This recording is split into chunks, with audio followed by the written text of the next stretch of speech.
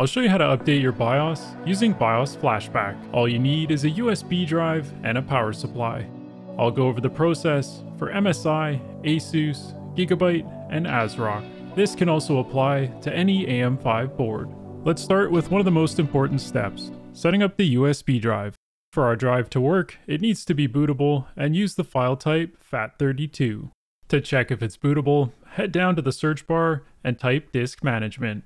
From here, select Create and Format Hard Disk Partitions.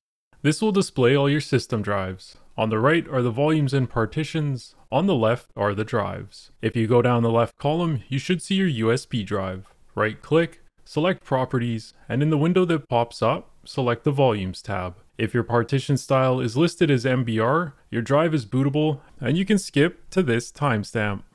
If your partition style is listed as GPT, then this next section is for you. We'll be using command prompt to convert our GPT drive to MBR. With Disk Management open, go back down to the search bar and type CMD. Select Run as Administrator, and press Yes when the user account control pops up. Setting the window next to Disk Management will let us double check the drive number before we clear the drive. In command prompt, type disk part and press Enter.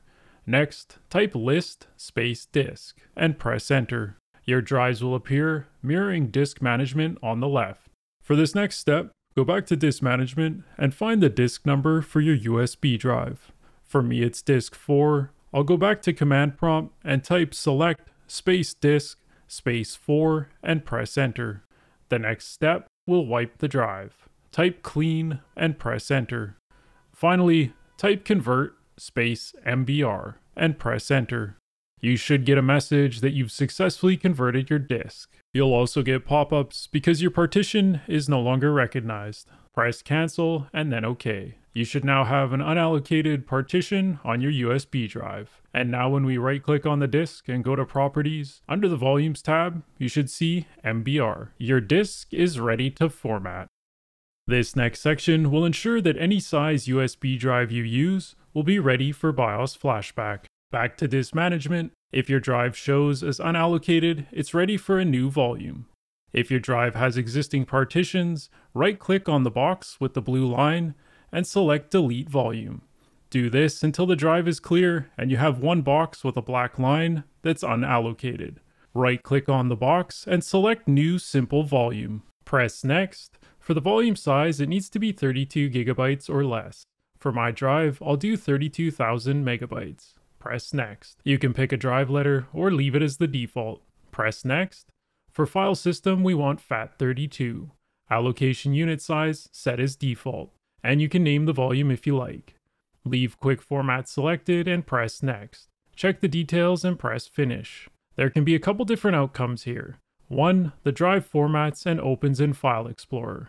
It's ready to go. 2. The volume isn't recognized yet and you're asked to format again. Select Format, set it up the same way you did before or use the example on the screen. Press Start. It'll format and press OK. It'll get stuck on the hourglass, just press Close and check that your drive is recognized and it's ready to go. In Disk Management, it should be similar to the one on the screen. Now we can download the BIOS file, rename it, and make sure it's accessible to BIOS Flashback. Because each board is a little bit different, I've created 4 sections, starting with MSI, followed by ASUS, Gigabyte, and Asrock. Let's get started with MSI. I'm using the X870E Carbon as an example. When you go to the MSI website for your board, click on Support. The BIOS file is under Drivers and Downloads, and the most recent version is at the top of the page. I try to avoid a beta BIOS unless it has the update I need.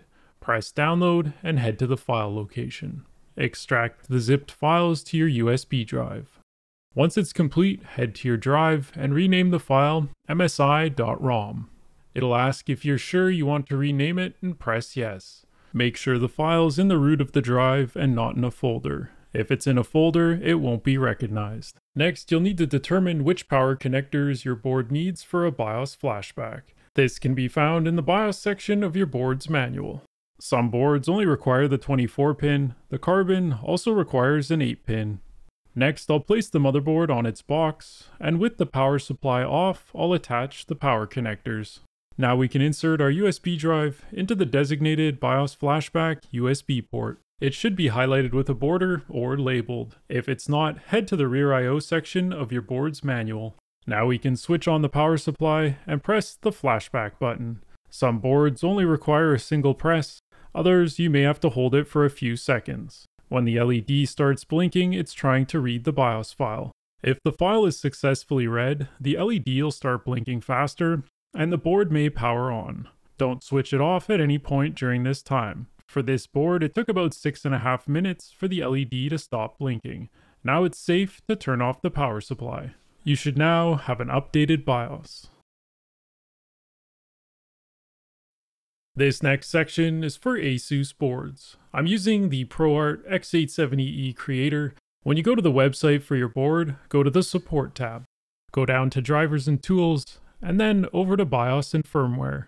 The most recent BIOS will be at the top of the page. I usually avoid a beta BIOS unless it has the update I need. Press Download and go to the file location. Extract the files to your USB drive. Open your drive and you'll notice there's a file renamer. Double click and it'll rename your file. Press any key, it'll close the folder, go back to your USB drive. Double check that the file's in the root of the drive. If it's in a folder, it won't be recognized. Next, you'll need to determine which power connectors your board needs for a BIOS flashback. This can be found in the BIOS section of your board's manual. Next, I'll place the motherboard on its box, and with the power supply off, I'll attach the power connectors. Now we can insert our USB drive into the designated BIOS Flashback USB port. It should be highlighted with a border or labeled. If it's not, this can be found in the BIOS section of your board's manual. Now we can switch on the power supply and press the flashback button. Some boards only require a single press, others you may have to hold it for a few seconds. When the LED starts blinking, it's trying to read the BIOS file. If the file is successfully read, the LED will start blinking faster, and the board may power on. Don't switch it off at any point during this time. The ProArt took just over 4 minutes to finish updating, and the LED has stopped blinking, so we can turn off the power supply.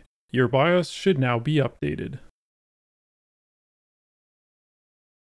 This next section is for Gigabyte boards. For this, I'll be using the X870E Elite. When you go to your board's website, go to the Support tab. In the bottom left is a section for BIOS. Here you'll see the BIOS files with the most recent update at the top of the page. I try to avoid a beta BIOS unless it has the update I need. Press Download, go to the file location and extract the zipped files to the USB drive. Go to your drive and rename the BIOS file gigabyte.bin. Finally, just make sure the file's in the root of your drive. If it's in a folder, it won't be recognized when you go to update. Next, you'll need to determine which power connectors your board needs for a BIOS flashback. You'll find this in a document called Unique Features Introduction. Find the version that's specific to your board. For the Elite, it tells us to use an 8-pin 12-volt and the main 24-pin. Next, I'll place the motherboard on its box, and with the power supply off, I'll attach the power connectors.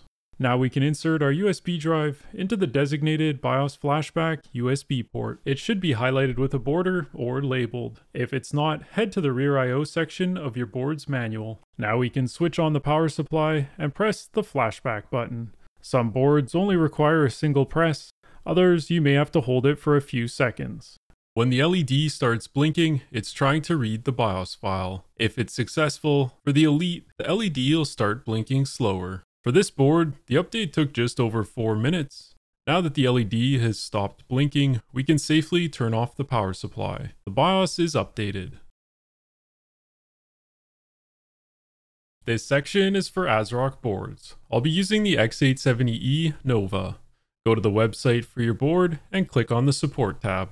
Once there, click on the BIOS section. The most recent update will be at the top. I avoid a beta BIOS unless it has the update I need. Press Download, go to the file location, and extract the zipped files to your USB drive. Go to your drive and rename the BIOS file creative.rom. Make sure it's in the root of the drive and not in a folder. If it's in a folder, it won't be recognized. Next, you'll need to determine which power connectors your board needs for a BIOS flashback. This can be found in the BIOS section of your board's manual. Next, I'll place the motherboard on its box, and with the power supply off, I'll attach the power connectors.